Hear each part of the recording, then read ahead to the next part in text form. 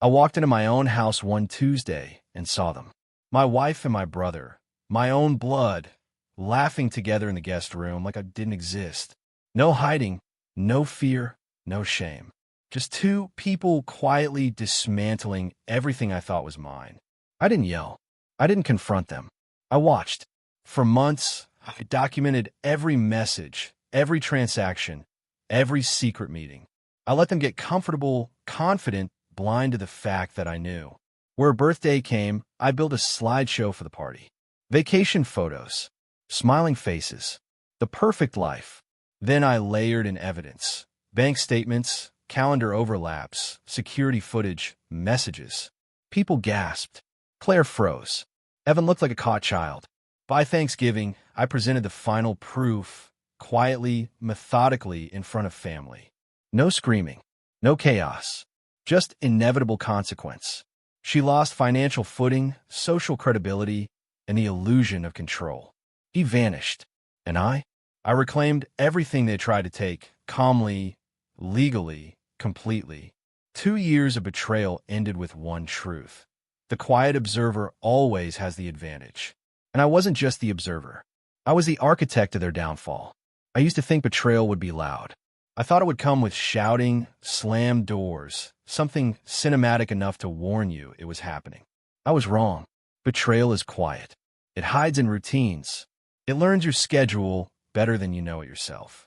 I'm writing this because I can finally put the whole thing in order. Not to get sympathy, not to get advice, just to put the timeline somewhere outside my head. I'm a man in my late 30s, living in the Midwest. Good job, good credit, no criminal record, married for 11 years. No kids by choice, or at least that's what we told people. We own a house with a refinanced mortgage, 2 cars paid off, a dog with joint problems, and a shared checking account we both pretended not to watch too closely. From the outside, we were boring in the best way.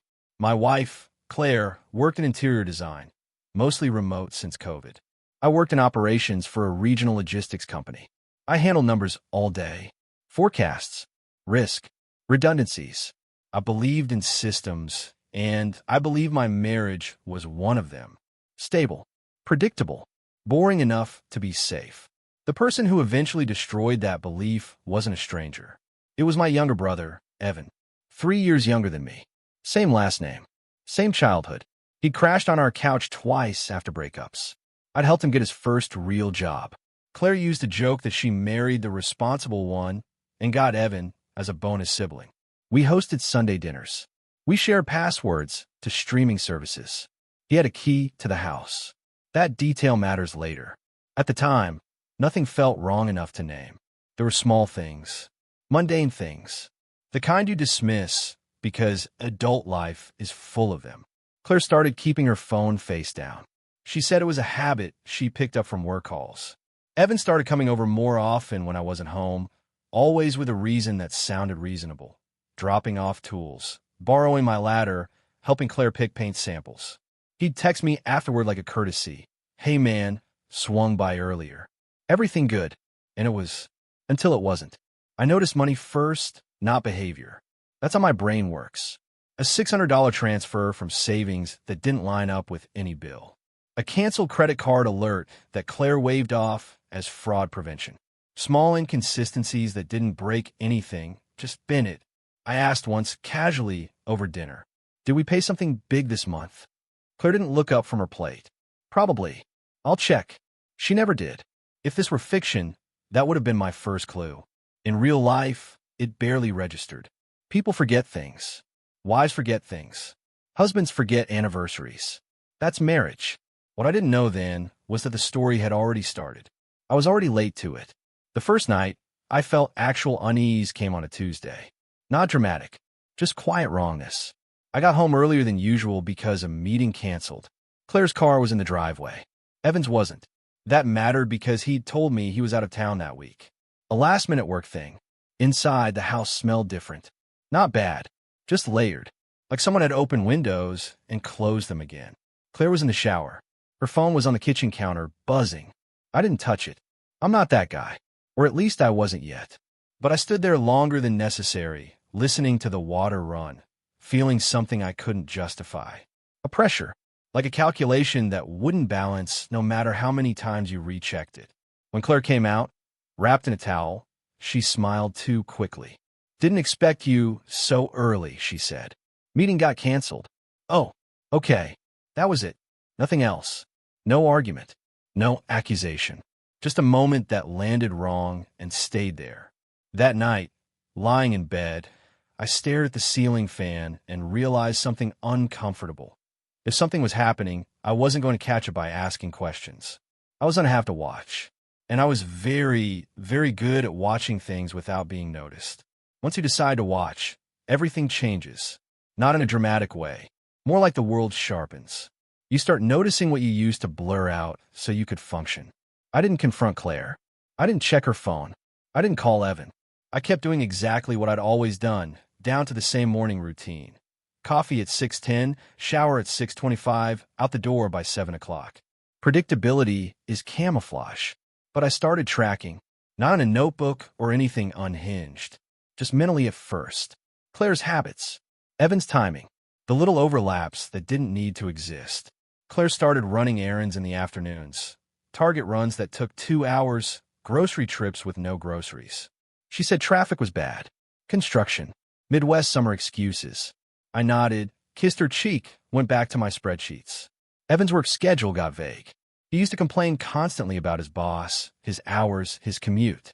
Now, whenever I asked how work was going, he'd say, "Busy," and change the subject. He stopped texting memes. Stopped calling me man. Started calling me bro, a stupid detail. But it stuck out. Then there was the dog. Our dog, Max, had arthritis and needed meds every evening. Claire had always handled it. Suddenly, she started forgetting. Or forgetting. "Can you give Max his meds tonight?" she'd ask, already halfway out the door. "Where are you going?" "Just a quick thing." Quick things became a theme. One Thursday, I checked our shared calendar out of boredom. Claire had started using vague labels. Appointment. Meeting. Consult. No addresses. No client names. She used to overshare that stuff. I checked my own calendar. Evan had texted me that same day. "Might be offline this afternoon. Heads up." 2 vague absences. Same window. Still, none of this was proof. It was just noise. I could have stopped there. A healthier person might have. But once your trust cracks, your brain fills the gap with possibilities whether you want it to or not. The first real data point came by accident. I got a fraud alert on my phone late one night. A declined charge on our joint card. A hotel, 20 minutes away. Middle of the week. I didn't wake Claire. I just lay there, heart beating in a way that felt disproportionate to the situation. Hotels don't automatically mean anything. People book rooms for conferences, for visiting family, for reasons that aren't betrayal. The next morning, over coffee, I mentioned it lightly. "Hey, did you try to book a hotel last night?" Card flagged it. Claire froze, just for half a second. But it was enough. "Oh, yeah," she said. "Work thing. I used the wrong card. I'll fix it." "What work thing?" She took a sip of coffee, bought herself time. "Client meeting next week." I was just checking availability. "Okay." I didn't ask which client. I didn't need to. Her voice had already told me what I needed to know. That day at work, I pulled our last 6 months of bank statements. Not to hunt for cheating. That's what I told myself. Just to get organized. Patterns don't lie. Small cash withdrawals. Same amount. Same day of the week. Always in the early afternoon.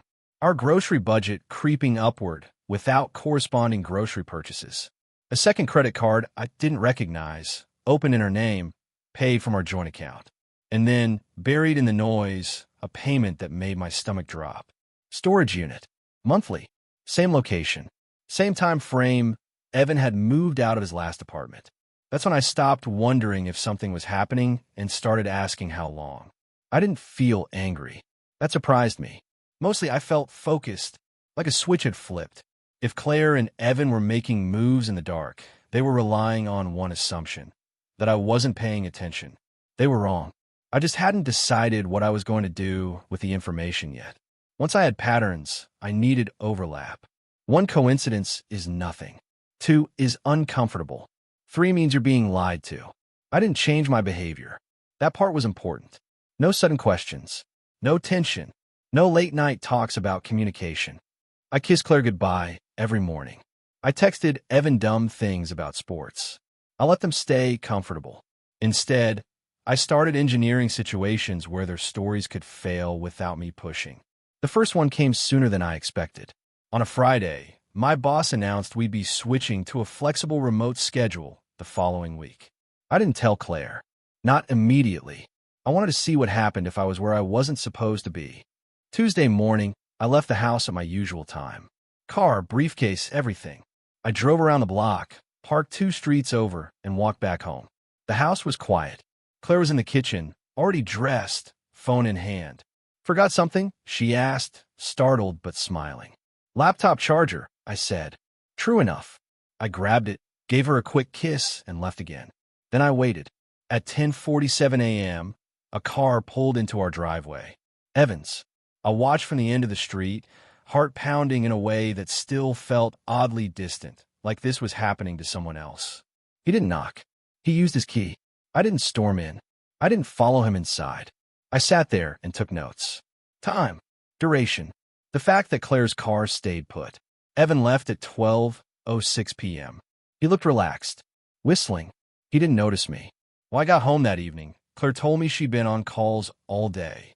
That night, Evan texted me. "You alive? Haven't heard from you." I replied with a thumbs up. The next coincidence came from pure bad luck, or good, depending how you look at it. The storage unit location charged a late fee 1 month. I got an automated alert because it was linked to my email for billing. I drove there under the pretense of checking something unrelated. I didn't go inside. I didn't need to.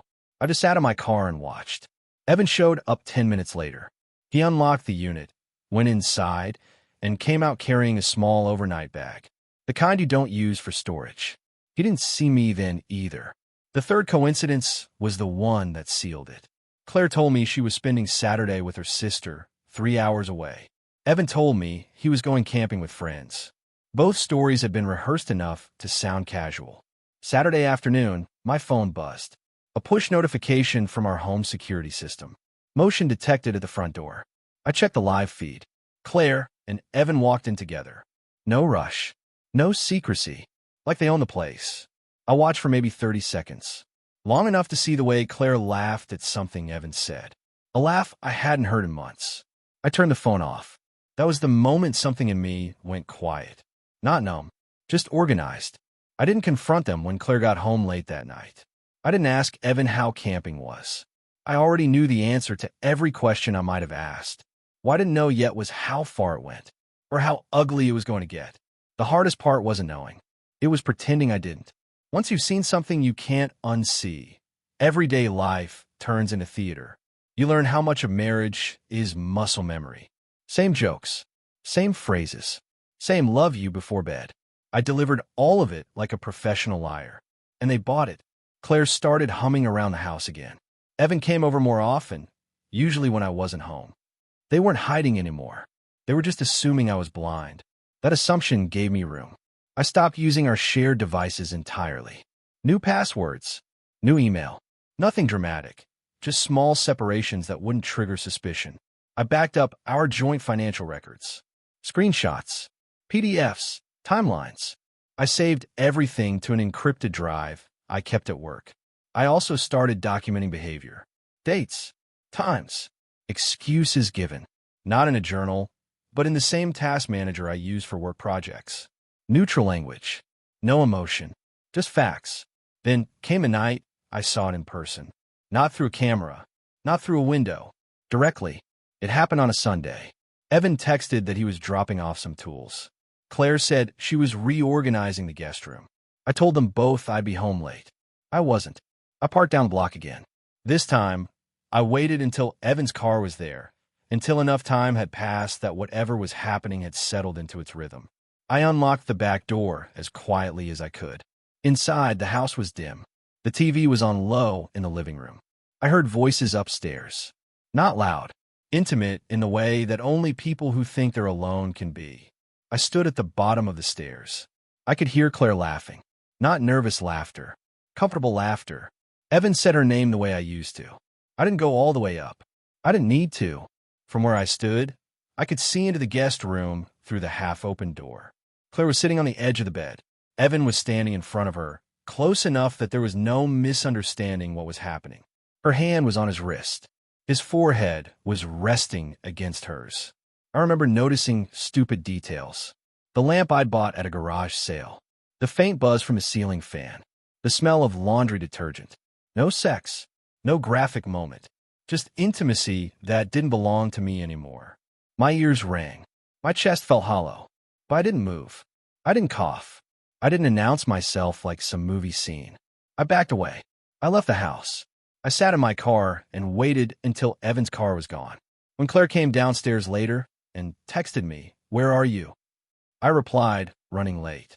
That night, lying next to her, I stared at the same ceiling fan as before and realized something else. This wasn't an affair born out of passion or impulse. It was logistical.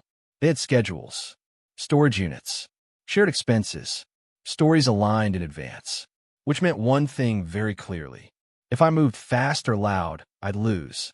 If I stayed quiet, I could choose exactly how this ended. Once you see the betrayal with your own eyes, your mind stops asking why and starts asking how deep. I needed scope, not for revenge yet, just for accuracy. You can't dismantle something you don't fully understand. I took a personal day from work and did something I'd never done before. I opened Claire's old laptop. She'd upgraded months earlier and left it in a drawer. She'd said she wiped it. She hadn't. I didn't hack anything. I didn't bypass passwords. The browser was still logged in. Save drafts. Cache files. Carelessness is a gift. The messages weren't explicit. That part surprised me. No graphic photos. No pornographic language. Just intimacy. Familiarity. Planning. When can you come over? He'll be at work until 7. I miss you. The earliest message was almost 2 years old. 2 years. They talked about money like it was shared. They joked about me. Not cruelly, but dismissively. Like I was a factor to work around. A schedule conflict. Then I found a file folder. Invoices. Not hidden. Just poorly named. Renovation materials. Furniture. A couch. A bed frame. The guest room. The storage unit wasn't just for convenience. It was staging. A place for things that didn't fit in my life, but fit perfectly in theirs. That night, I asked Claire about the guest room casually. "Why do we spend so much on it?" I asked. "No one even stays there." She shrugged. Resale value. It was almost impressive how smoothly she lied. I also pulled Evan's phone records, not illegally. We were still on a family plan my parents paid for years ago. No one had ever bothered changing it. Call frequency. Duration. Late nights. Early mornings. They talked more to each other than either of them talked to me. The worst part wasn't the betrayal itself. It was the realization that they'd built a parallel life inside mine. They knew my schedule, my habits, my blind spots, and they used them. I didn't feel rage. Rage would have been simpler. I felt something colder. A need to rebalance things that had been quietly taken from me. That's when I started thinking about outcomes. Divorce was obvious, but divorce alone wouldn't touch the real damage. Claire would walk away comfortable. Evan would slide back into my parents' good graces. I'd be the one explaining again and again why my marriage didn't work out. I wasn't interested in revenge that burned everything down. I wanted precision, and for that, I needed time. Once I committed to patience, everything slowed down in a good way. I stopped reacting emotionally altogether. That was the first real advantage. Claire and Evan were operating on secrecy and excitement. I was operating on spreadsheets. I scheduled a consultation with a divorce attorney during my lunch break. I didn't tell anyone. I framed it as hypothetical. The attorney didn't buy that, but she didn't push. She told me 3 things that mattered. Documentation wins. Timing matters more than people think. Silence is power. I didn't ask about revenge. I didn't need to. The legal system already had leverage built in if you used it correctly. Over the next month, I started repositioning without making waves. I moved my direct deposit into a new account in my name only. Perfectly legal. I kept contributing to joint expenses, so nothing looked off. I documented every transfer. I stopped paying for Claire's second credit card. Not canceled, just no longer fed automatically from joint funds. The balance grew quietly. I rerouted my bonuses into a separate savings account. I adjusted tax withholdings. Small moves. Boring moves. The kind no one notices until it's too late. Meanwhile, Claire started spending more. She bought new clothes, new shoes. She started talking about needing space while still sleeping next to me every night. Evan upgraded his phone, bought a new watch. Coincidences add up. One night, Evan came over while I was home. That was new. He sat on the couch like he always had. Same posture, same fake ease. You seem tired, he said. Work's been busy, I replied. He nodded. Yeah, same. Claire watched us both, smiling, like a hostess managing two guests who didn't know each other. That's when I realized something else. They thought I was weak. Not stupid, weak. They thought that if I ever found out, I'd either explode or collapse. Either way, they'd control the narrative. So I let them keep thinking that. I started acting more disengaged, less affectionate, more distracted. I let Claire believe she was slowly slipping away from me. That illusion made her careless. She stopped deleting messages. She left receipts in her purse. She talked about Evan too casually. He's been so helpful lately, she said once. With everything. Yeah, I said. He always has been. The irony didn't faze her. By the end of that month, I had a complete timeline. 2 years of deception mapped cleanly. I knew where they met, when, how often, and how they paid for it. And I knew exactly when it ended. Claire's birthday was coming up. 40 years old. Big party. Family flying in. My parents. Her parents. Evan. Everyone. She'd already started planning it like a celebration of stability. Marriage. Success. Life milestones. I helped her plan every detail. The closer we got to Claire's birthday, the easier everything became. That sounds wrong, but it's true. When people think they're winning, they relax. They stop checking doors. They stop guarding words. They start imagining life after the secret is no longer necessary. Claire was already living in that future. She talked about changes she wanted to make, about how people grow apart, about how marriages sometimes evolve into something different. She said all this gently, like she was preparing me for a conversation that would eventually end with me apologizing for not being enough. I nodded. I listened. I even agreed sometimes. That agreement was gasoline. Evan, meanwhile, started acting bolder. He'd show up unannounced. He'd stay longer.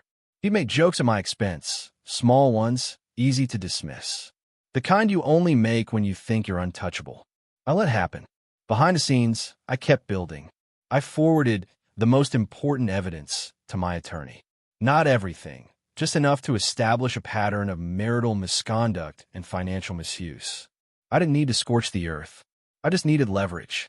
I also did something that felt strange at first. I updated my will and beneficiaries. Not out of spite, out of control. Claire wouldn't notice until it mattered. And by then, it wouldn't be her problem anymore. The guest room came up again one night. I'm thinking of turning it into a studio, Claire said. More space for my work. Good idea, I said. You use a lot. She smiled at that. I don't think she realized why. The birthday plans kept growing. What started as a dinner turned into a full weekend. Catered food, a rented event space at a local winery. Speeches, a slideshow. Claire asked me to help put the slideshow together. That was the moment I knew the timing was perfect. I agreed immediately. For the next 2 weeks, I worked on 2 projects at once. One was the slideshow everyone would see. Photos of vacations, holidays, smiling faces. The curated version of our marriage. The other was the file no one knew existed. Screenshots, bank statements, message timestamps, security camera stills, call logs, storage unit invoices. All labeled, all chronological, all undeniable. I didn't feel joy while I worked on it, or anger. Mostly I felt tired, like I'd been carrying something heavy for a long time and was finally close to setting it down. The night before the party, Claire hugged me in the kitchen. I know things haven't been perfect, she said, resting her head against my chest. But I'm really glad you're here. I am too, I said. And for the first time since this started, that wasn't a lie. The day of the party arrived quietly. That surprised me. I'd expected dread, adrenaline, something sharp. Instead, it felt like a deadline I was finally ready for. I woke up early, fed the dog, took him for a walk around the block like any other Saturday. Claire was already up, moving fast, nervous energy in every step. She checked her phone constantly. Not for party updates, for him. I knew the rhythm by then. Evan said he'll be there early to help set up, she said casually. Of course he will, I replied. She didn't catch the tone. Or maybe she did and chose not to. Before we left for the winery, I did one last thing. I printed everything. Not the whole file, just the highlights. The cleanest, simplest pieces of proof. I slid them into a manila envelope and put in my briefcase. Same briefcase I brought to work every day. No drama. At the venue, people started arriving around noon.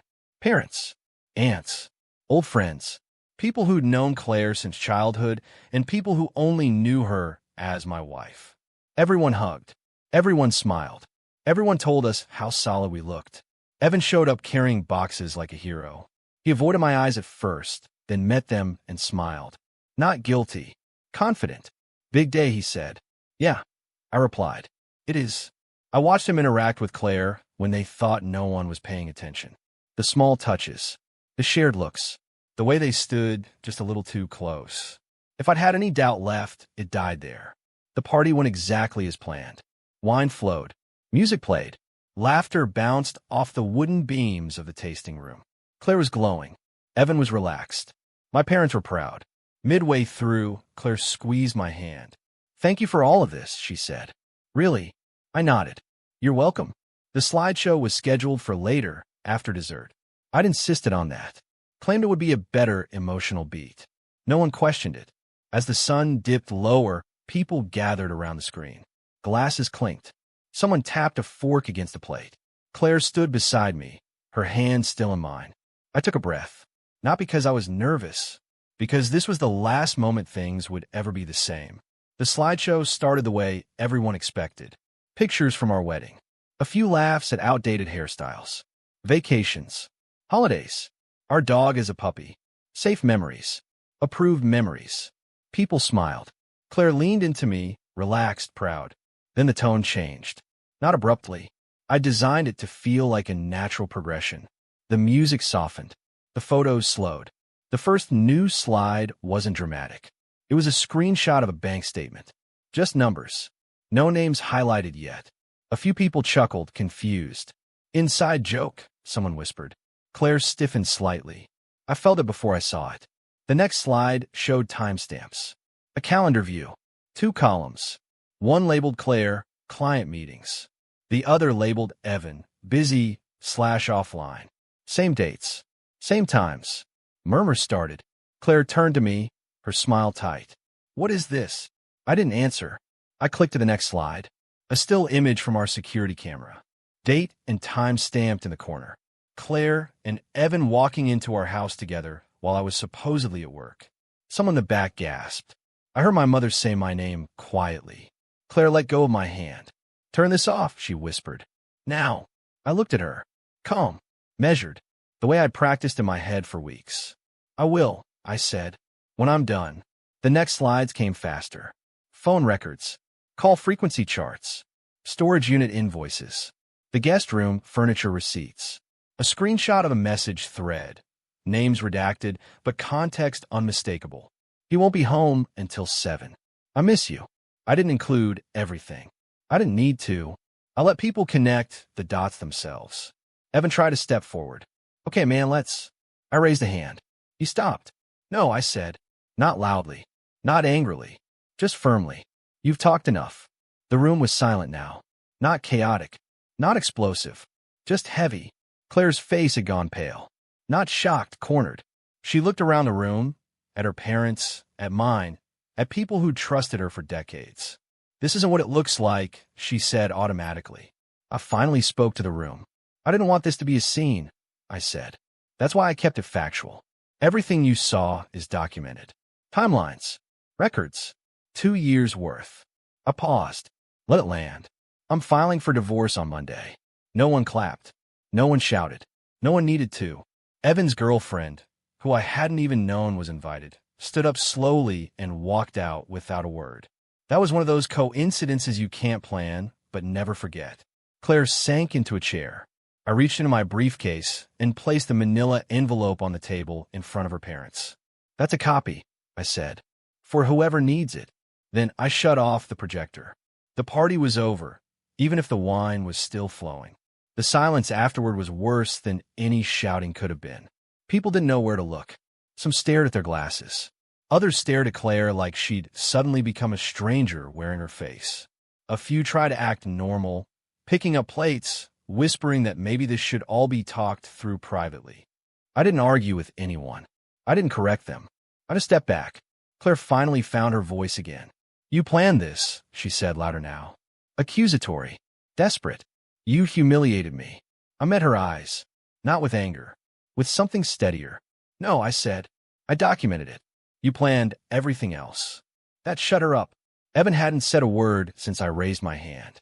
He stood near the edge of the room, like a piece of furniture that suddenly didn't belong anywhere.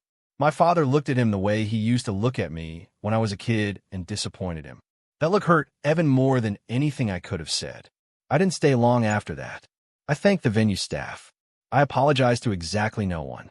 I shook my parents' hands, hugged my mother, and walked out into the late afternoon air like I was leaving a meeting that had run long. In the parking lot, my phone buzzed nonstop. Claire. Evan. Claire's sister. Numbers I didn't recognize. I didn't answer any of them. When I got home, the house felt different. Not emptier, clearer.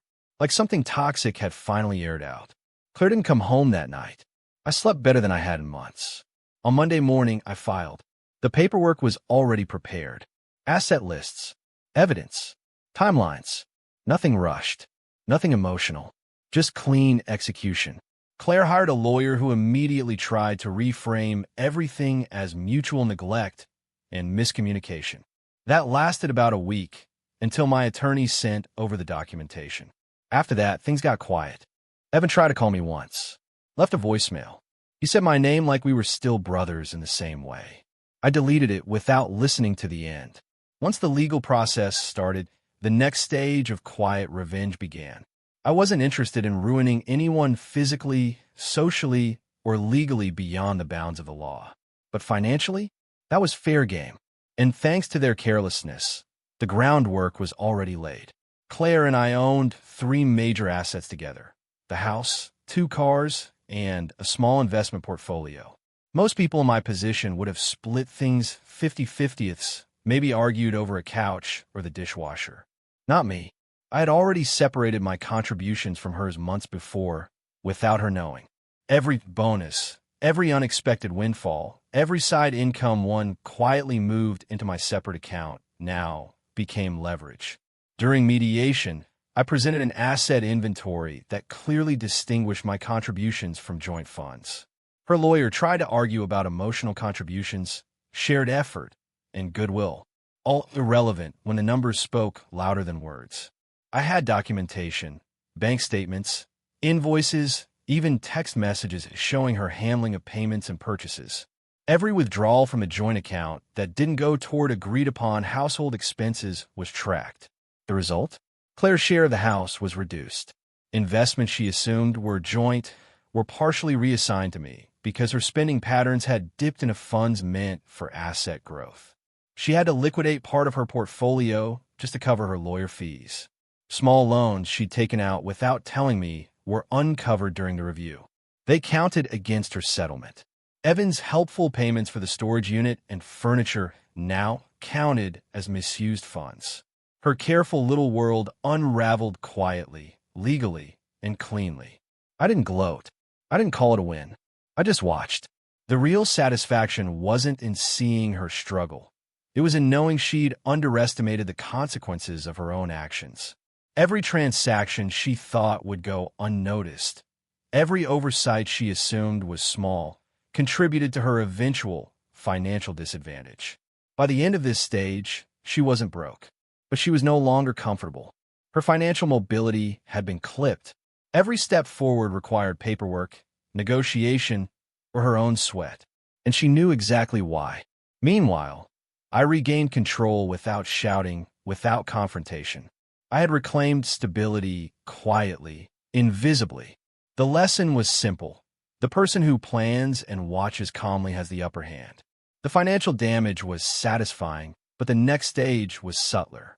It was about presence, perception, and control, the quiet, inevitable weight of exposure.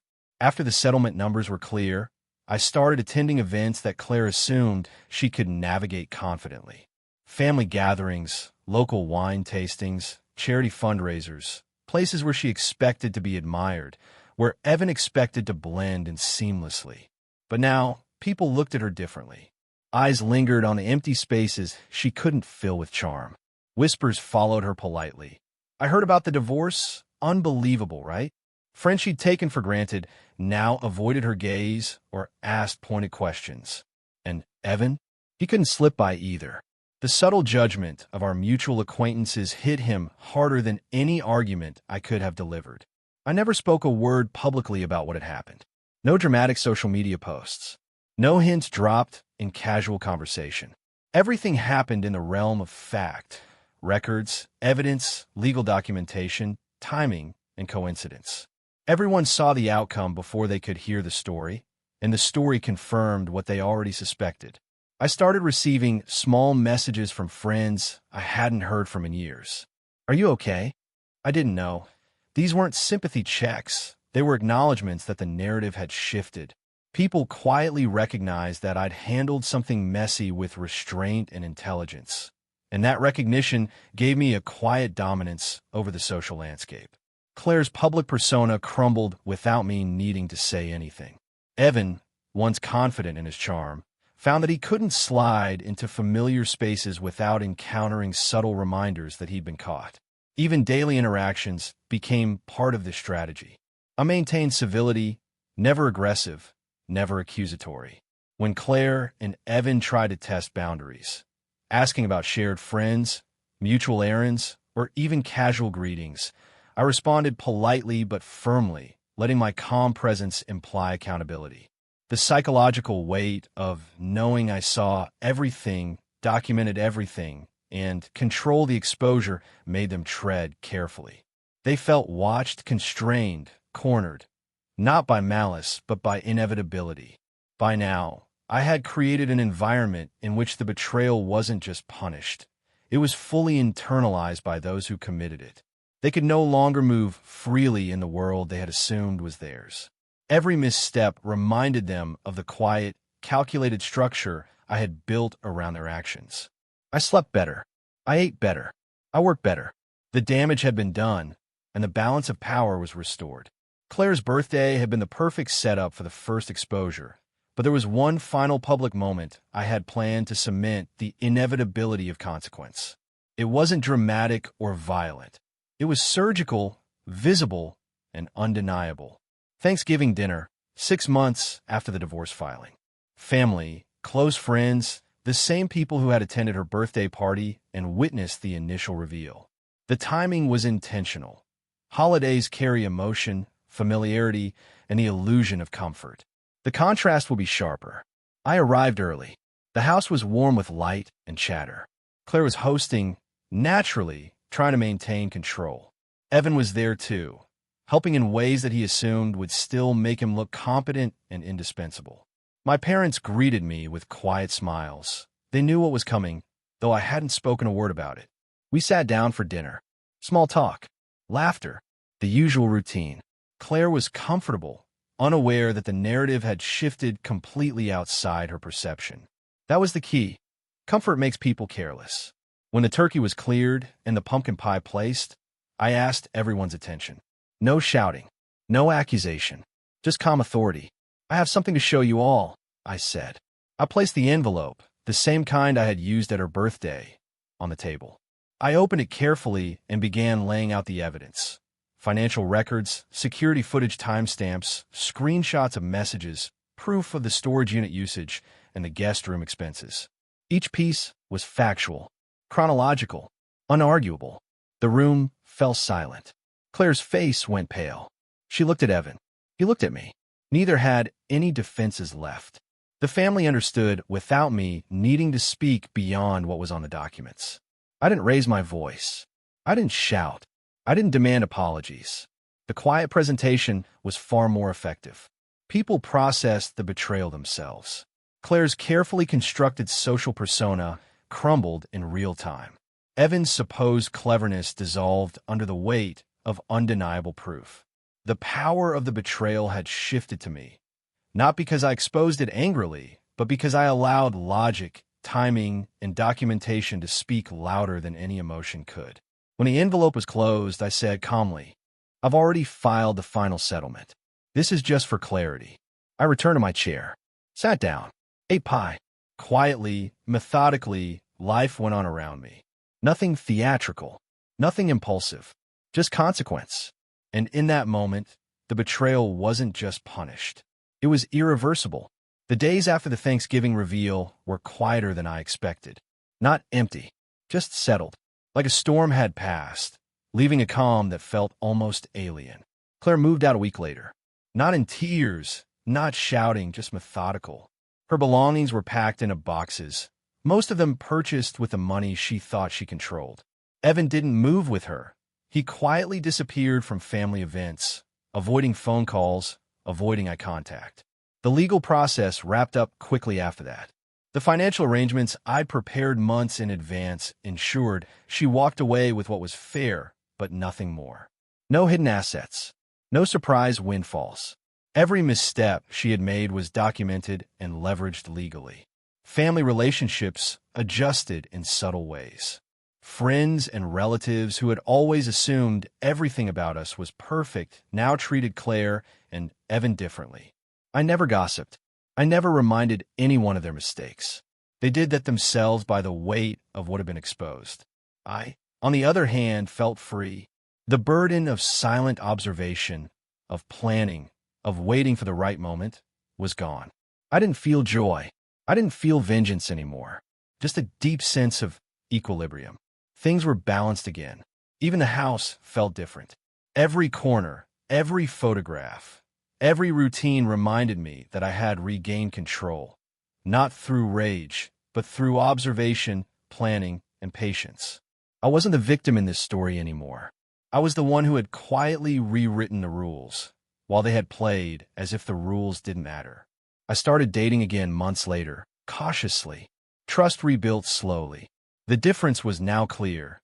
I would never let anyone occupy my life without accountability, transparency, and respect.